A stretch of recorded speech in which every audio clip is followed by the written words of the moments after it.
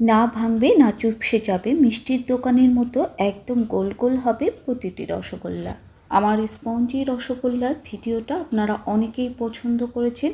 কেউ কেউ রসগোল্লা পারফেক্ট বানাতে পেরেছেন, আবার কেউ কেউ পারেননি। যারা পারেননি আজকের রেসিপিটা আমি তাদের জন্যই শেয়ার করছি। প্রতিটি রসগোল্লা হবে গোল গোল, একদম মিষ্টির দোকানের মতো নরম তুলতুলে জালিদার। প্রথমে আমি শিরা তৈরি করে নিচ্ছি। আর শিরা তৈরি করার জন্য আমি এখানে 3 কাপ চিনি নিয়েছি, আর 3 কাপ চিনির জন্য আমি 2.5 কাপ জল দিয়ে দিচ্ছি। মিষ্টির দোকানে সবসময় ঘন শিরাতে এই মিষ্টিগুলো তৈরি করা হয়। যারা আপনারা নতুন মিষ্টিগুলো বানাবেন, আপনারা ঘন শিরায় বানাতে অসুবিধা হবে, এই জন্য আমি পাতলা শিরায় করে দেখাচ্ছি। খুব বেশি পাতলা শিরা না, আমি মিডিয়াম শিরাতে তৈরি করে দেখাচ্ছি। চিনি গলে ফুটে উঠলেই শিরাটা তৈরি হয়ে যাবে। চিনিটা গলতে থাক, এদিকে আমি মিষ্টিগুলো বানিয়ে নিচ্ছি। আমি এখানে 1 কেজি দুধের ছানা নিয়েছি, 1 কাপের মতো ছানা হয়েছে। ছানাটা এবার আমি ক্রিমের মতো করে হাতের 5 আঙ্গুল দিয়ে এভাবে ডলে ডলে মেখে নেব। মিষ্টি শক্ত ও নরম হওয়ার উপর নির্ভর করে ছানার উপর।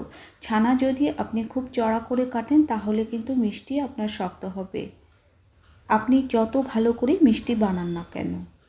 আপনারা অনেকেই আমাকে কমেন্ট করেন আপনাদের মিষ্টি শক্ত হয়ে যায়, এই জন্য ছানাটা নরম করে কাটতে হবে। ছানা যদি আপনারা চড়া করে কাটেন তাহলে আপনার মিষ্টিও কিন্তু শক্ত হবে। একটা প্লেটের উপর আমি একটু সাদা তেল মেখে নিচ্ছি, কারণ মিষ্টির বলগুলো বানিয়ে আমি এখানে রেখে দেব, যাতে মিষ্টিগুলো শিরায় দেওয়ার সময় খুব সহজেই পড়ে যায়। আর মিষ্টির দোকানেও কিন্তু ট্রেতে এভাবে তেল মেখে নেওয়া হয়। মিষ্টিগুলো যাতে সমান হয় এই জন্য ছানা থেকে আমি ছোট ছোট লেচি কেটে নিচ্ছি। ছানা থেকে এভাবে লেচি কেটে নিলে মিষ্টি ছোট বড় হওয়ার কোনো সম্ভাবনা থাকে না, তাই মিষ্টি একসাথে কুক হয়। এবার রসগোল্লার শেপ দিয়ে নিচ্ছি, আর শেপ তো সবাই দিতে পারেন। হাতের 2 তালু দিয়ে এভাবে গোল করলেই রসগোল্লা তৈরি হয়ে যাবে। আর রসগোল্লাগুলো খুব মসৃণ করে তৈরি করবেন। আমি আপনাদের সুবিধার জন্যই এখানে কোনো ময়দা বা বেকিং সোডা আমি কিন্তু ব্যবহার করিনি, শুধুমাত্র ছানা দিয়েই এই মিষ্টিটা তৈরি করেছে। সবগুলো স্পঞ্জি রসগোল্লা আমার বানানো হয়ে গেছে, এদিকে শিরাটাও ফুটে উঠেছে। যখন শিরাটা এভাবে ফুটে উঠবে তখন আমি এক এক করে সব মিষ্টিগুলো ছেড়ে দেব। আপনারা চাইলে একবারেও মিষ্টিগুলো ছেড়ে দিতে পারবেন। আমি কিন্তু শিরার মধ্যে আগেই 2টো এলাচ থেতো করে দিয়েছি। মিষ্টি বানানোর সময় এই ভুলটা কিন্তু আপনারা কখনোই করবেন না। মিষ্টি শুরু থেকে শেষ পর্যন্ত কিন্তু হাই হিটে কুক হবে, লো হিটে কখনোই মিষ্টি কুক করা যাবে না। আমি যে মিষ্টি শিরাটা বানিয়েছি এটা না ঘন শিরা না একদম পাতলা শিরা, এটা কিন্তু মিডিয়াম ঘন শিরা।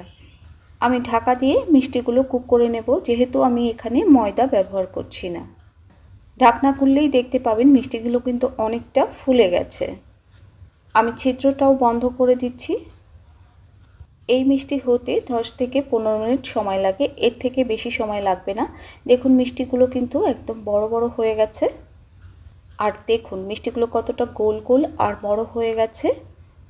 যখন দেখবেন মিষ্টির উপরে এভাবে ফেনা উঠে ভরে গেছে তখন আর ঢাকা দিয়ে মিষ্টিগুলো কুক করার কোনো প্রয়োজন নেই, কারণ শিরাটা এখন ঘন হয়ে গেছে, তাই ফেনাটা মিষ্টির উপরে উঠে গেছে। দেখতেই পাচ্ছেন আমার মিষ্টিটা কতটা গোল গোল আর নরম তুলতুলে হয়েছে। আমার মিষ্টিটা কিন্তু হয়ে গেছে, দেখুন শিরাটা কিন্তু ঘন হয়ে গেছে। এই শিরাটা এখন ফুটন্ত গরম জল খাইয়ে পাতলা করে নিতে হবে। আপনারা যদি ঘন শিরার মধ্যে মিষ্টিগুলো রেখে দেন তাহলে কিন্তু মিষ্টিগুলো অনেক বেশি শক্ত হয়ে যাবে, তাই শিরার মধ্যে ফুটন্ত গরম জল খাওয়াতে হবে আর শিরাটা পাতলা করে নিতে হবে।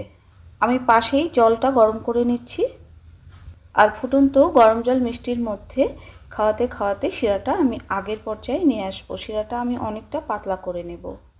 আমার মিষ্টিটা হতে 14 মিনিট সময় লেগেছে, আপনাদের ক্ষেত্রে কম বেশি সময় লাগতে পারে। সারা রাত মিষ্টিগুলো আমি শিরার মধ্যে রেখে দেব। মিষ্টিগুলো যখন শিরার নিচে ডুবে যাবে তখন বুঝবেন মিষ্টির মধ্যে আর জল খাওয়াতে হবে না। আর সারা রাত পরে মিষ্টিগুলো রস খেয়ে টুসটুসে এবং গোল গোল হয়ে গেছে।